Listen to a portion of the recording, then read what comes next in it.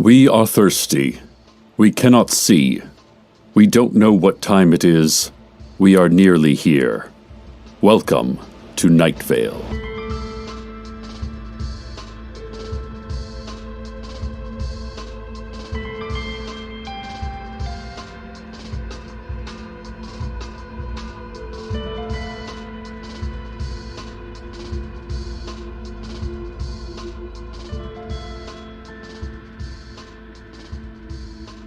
Pioneer days are upon us again. This is, of course, just the folksy rebranding that the Public Utilities Department gives to randomly selected days throughout the year when they cut all services without notice. The lights go out, the air conditioners grow warm, the food spoils, the water supply dries up. All residents are required to dress in the costumes of early settlers to make the whole thing feel festive and patriotic. Failure to dress in era-appropriate clothing, such as overalls and soft meat crowns, will result in punitive measures, including being called time traveler in a pejorative tone of voice, as was traditional punishment for all real time travelers back in the early days of Night Vale. Polls show that the civic holidays are increasingly unpopular, but this time it's going to be different. The Utilities Department promises it's going to be way more fun. We swear. Just bear with us. You're so brave. You're all my brave little pioneers, the pamphlets scattered around town assure us. After all, the pamphlets continue, what is bravery but endurance? What better way to honor the struggles of our ancestors than through personal discomfort and grim acceptance? These are the values our town was founded on, aren't they? Aren't they? The pamphlets shout. The pamphlets writhe on the ground. The pamphlets inhale sharply and become still. In an effort to sway public opinion on Pioneer Days, the Utilities Department has unveiled an interpretive boardwalk and historical display, set up in an open expanse of desert, miles from town. The intention of the display is to bring a sense of local pride and education to the community and to be a fun, family-centered activity that can take people's minds off the panic-inducing existential questions that come from being so very alone in the dark. And now, traffic. You had a dream when you were young. In the dream, you woke up on the couch after a nap, just in time to see your family driving away, leaving you alone in the house. They'd never done that before. You're much too young, too small to be left alone. There are no lights on and everything is soft with shadows. You see a brown paper bag on the table. They must have left it there for you. Is it food? You don't know how to feed yourself yet. The bag suddenly lurches and tips over onto its side all by itself. A snake slides out onto the table, drops to the floor, and slithers rapidly toward you. You try to scream. This is the moment you are supposed to wake up, but it isn't a dream, is it? Your whole family really did abandon you. You grew up in this house alone after that, just you and the snake. It wasn't poisonous, but that doesn't mean it was a good companion.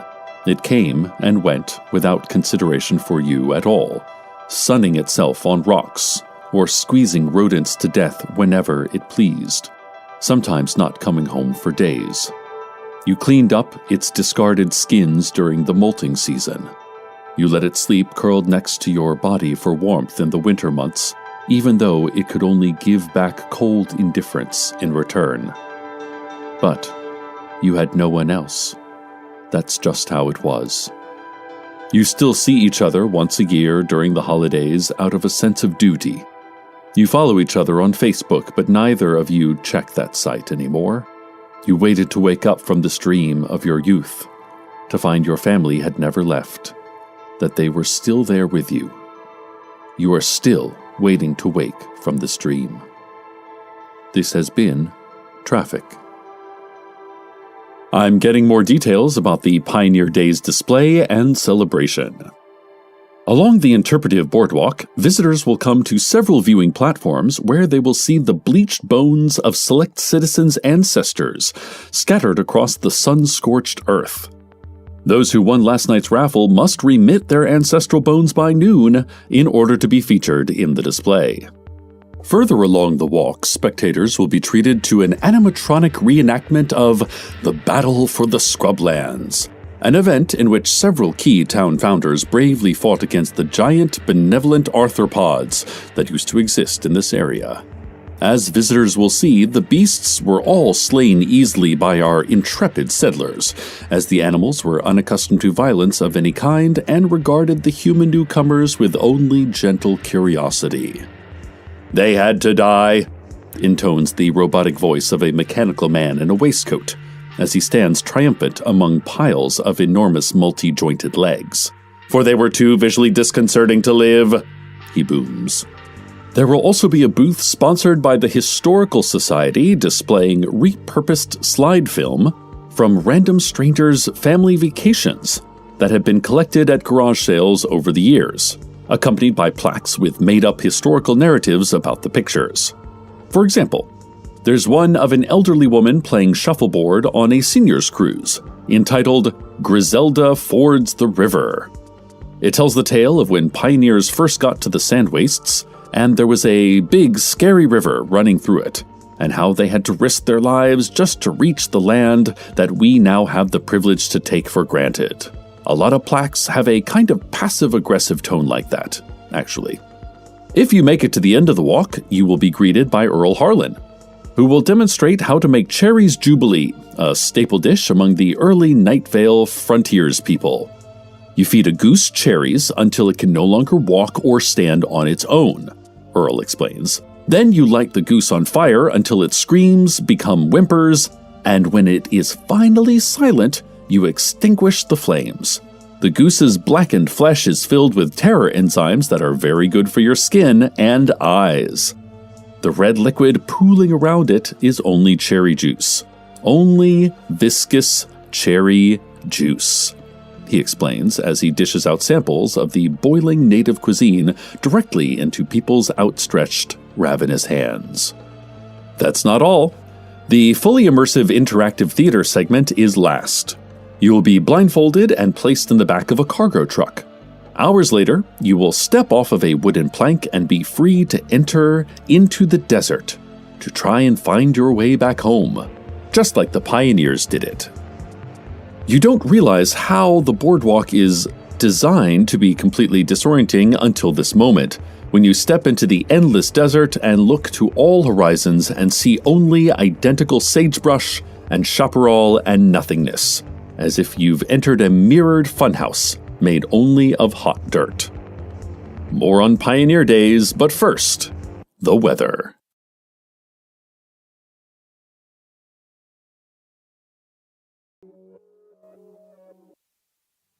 As you wander, lost in the desert, you first experience a dizzying sense of freedom. You can go wherever you want. The future is yours to shape. The possibilities seem as endless as the vast wasteland in front of you, but when you look behind you and realize you can no longer see the interpretive boardwalk or any other side of human life, that sense of freedom becomes abject despair. You realize that taking risks is only fun when you have a safety net, when that risk is a choice. Now that you've been swallowed up into the blistering wilderness, you learn that choice has always been an illusion. You must go forward. The sun sinks lower. The dark air blurs the edges. You feel a cool breeze sweep over the sand, and you are grateful for that. Your lips bleed. It's nightfall when you come to an old homestead. It has no roof and leans to one side. There is no door, but there is the shape of a door, a black rectangle of absence. You feel compelled to go in, as would anyone confronted by a structure with an entrance, but you hesitate. You recognize this place. Yes, you saw it in the slide film display by the Historical Society. There was a picture of it taken many years ago. It depicted this same house, only it had a roof back then. It did not lean to one side, and two children, barely toddlers, were standing out front. They had no heads. They had chickens roosting on top of their necks instead. The accompanying explanation said that it was a double exposure, a photographic art form that early Nightville settlers dabbled in to pass the time. There was a whole collection of these photos displayed: a bathtub filled with blood, a levitating skull on fire, a baked ham with long, luxurious hair. The first Nightvillers were incredibly adept at trick camera work. The Historical Society insisted, nervously, when questioned. Cameras had come to town at least 100 years before cameras were invented due to the rampant time traveler problem back in those days, they explained. "We found the pictures in a locked trunk buried near the railroad tracks," blurted a younger Historical Society member who was immediately shushed by the elders and relegated to selling merch. You hesitate in the yard until you can no longer ignore the siren song of the wind through the broken bones of this place, screaming at you to enter. Inside, the only piece of furniture left standing is a kitchen table. On top sits a sealed jar packed to the brim with pickled eggs. Your child asks if she can have one. Your child is with you. She's been riding on your back the whole time and you forgot all about her. That's incredibly alarming. How can a parent just forget their own child like that? "Yes, honey," you say, trembling with the effort of keeping your voice calm. "You can have one." You set her down and she scampers across the dusty boards. And she feeds. She feeds ravenously. She asked for a bedtime story next. It is her bedtime, after all. At least she says it is. You don't know what time it is, but somehow she senses it and you trust her instincts. Habits are comforting. Rituals are important. It's what keeps us grounded. It's what prevents us from shouting uncontrollably and clutching at our eyes. "Once upon a time, there was a child who looked very much like you," you begin. "No," she interrupts, "the child looks like you." "It doesn't matter," you say, "because it was actually a dog, not a child. Be quiet now." Here is the story. A dog ran away from home and had many adventures and then returned to its family and everyone learned lessons. "What kind of adventures?" she asks. "Unspeakable adventures," you say. "Is this a true story?" she asks. "Every story is true," you say. She's still awake. You point through the roofless void and tell her to count the stars, hoping to bore her into unconsciousness. "There are no stars," she says. You acknowledge that the thick, dark air obscures any light that might be in the sky, but we can see them anyway, you tell her, because we know the stars exist. "How do we know?" she asks. "Go to sleep," you say. After she's asleep, you walk through what's left of the old house and wonder if this is your new home now. There are many things you think you see standing in doorways or huddled in corners. Luckily, most of them are not real. The only thing that's truly there is a nest of baby arthropods, bedded down in the tattered remains of a blood-stained prairie dress. They appear to be orphaned, but they are together, intertwining all of their legs and blinking all of their eyes and wriggling as one large familial mass. You know you don't belong here. This is their home now, as it was their home before, long before there was ever a house. You lift your child's sleeping body and enter the desert once more. You look behind you and see the silhouette of a chicken-headed toddler standing sentinel in the yard. It's not real.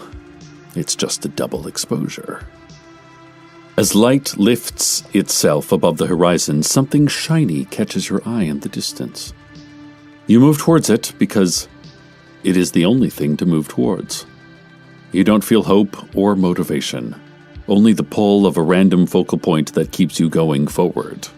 Eventually, you come upon an enormous parking lot full of vintage cars. Some are early models made of skin and mud, and some are mid-century coupes with fins and hardtops and spinal columns. Hundreds of chrome bumpers glare in the blinding half-sun of dawn. What's all this?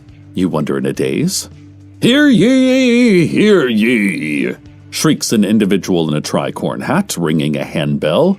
"What is this?" You shriek back, grabbing them by the lapels. They do not acknowledge you. "Hear ye!" They cry again, but do not elaborate further. Suddenly, the pounding of drums and deafening squawk of brass, a marching band is playing. Colorful streamers trail through a clear blue sky. It's the city parade. You made it to the end of the Pioneer Days interpretive display and celebration. You accept another liquid handful of scalding cherries and stumble home with your drowsy young still clinging to your back. As you enter your own silent house, completely free of all public utilities, in celebration of Pioneer Days, you are overpowered by the scent of rotting kale in the stuffy air, and you breathe it in deeply. You rejoice. You weep. The only source of water is the puddle on the kitchen floor, fed by the constant drip of the defrosting freezer, and you kneel down and drink from it until you are satiated. Things don't look as bad as they once did, do they? The walls aren't closing in on you anymore. They embrace you. The dark screens of your electronic devices no longer reflect your own boredom back to you. They reflect only relief on your haunted face. The inconvenience of no public services pales in comparison to the night you spent merely surviving in a howling, unstable universe. It's all about context. It's all about managing your expectations. That's what the Utilities Department pamphlet was trying to tell us all along. And of course, about celebrating the pioneer spirit, something forefathers, vintage cars, and other stuff like that. But now that I think of it, we do spend a lot of our days distracting ourselves from physical reality. Maybe we really can use this time to experience life more solidly in the physical world, the way our ancestors did. Who needs modern conveniences when we have each other, right? Hold your loved ones close tonight. After all, you have nothing better to do. I'm coming home now, Carlos. I know you can't hear me. No one can hear me. The power's out here at the station just like it is everywhere else. We haven't been broadcasting anything for days now. And even if we had been, your radios don't work anyway. But habits are comforting. Ritual is important. Stay tuned next for whatever you think you hear. Good night, Night Vale. Good night. Welcome to Night Vale is a production of Night Vale Presents. This episode was written by Bree Williams with Joseph Fink and Jeffrey Craner and produced by Disparition. The voice of Night Vale is Cecil Baldwin. Original music by Disparition. All of it can be found at disparition.info or at disparition.bandcamp.com. This episode's weather was Vines by Superboink. Find out more at superboink.bandcamp.com. Comments, questions, email us at info@welcometonightvale.com or follow us on Twitter at Night Vale Radio. Or watch Australian reality TV shows, because everything is better in an Australian accent. I'm sorry. Check out welcometonightvale.com for more information on this show and our live show, which is currently on the road right now. Come check us out. Today's proverb: the leading cause of death is having a body.